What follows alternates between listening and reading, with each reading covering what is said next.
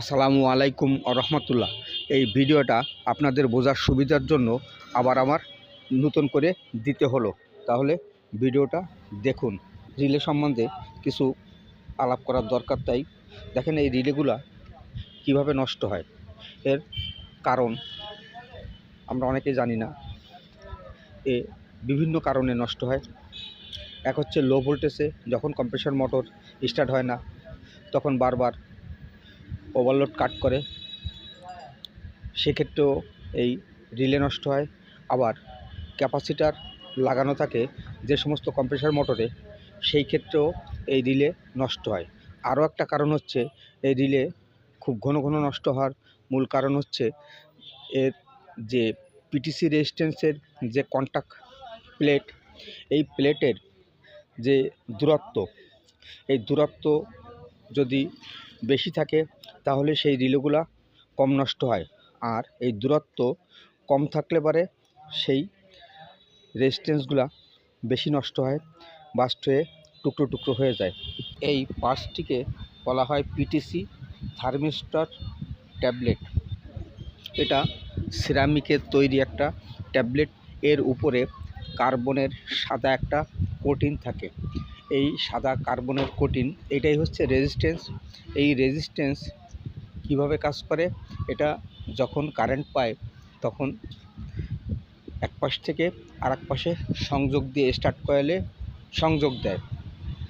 যখন একটু গরম হয় তখনই এই সংযোগটা বিচ্ছিন্ন হয়ে যায়। এটা খুব সামান্য সময়ের জন্য সংযোগ দিয়ে আবার বিচ্ছিন্ন হয়ে যায়। এইভাবে বারবার সংযোগ দিতে দিতে একসময় এটার উপরে যে কার্বনের প্রলেপটা নষ্ট হয়ে সিরামিক বের হয়ে যায়। তখন কন্টাক্ট যে প্লেট, সেই প্লেট থেকে আর স্টার্ট কয়েলে কানেকশন দেয় না। তখন আর মোটর চলে না, শুধুমাত্র রান কয়েলে মোটর কানেকশন নিয়ে ওভারলোড অটো ট্রিপ করে। তাই আমরা এবার দেখব ওভারলোডের ভিতরে কি আছে। এটা একটা ওভারলোড। এই ওভারলোডের ভিতরে দেখুন একটা নাইক্রোম ওয়্যারের কয়েল আছে। এই কয়েলটার সিরিজেই কমনে কানেকশন যায়। আমরা সেই কয়েলটাই দেখব, নাইক্রোম ওয়্যারের কয়েল। এই কয়েলটা যখন মোটর না চলে তখন লাল হয়। লাল হয়ে যে বাই মেটালিক যে একটা প্লেট আছে রাউন্ড, এই প্লেটটা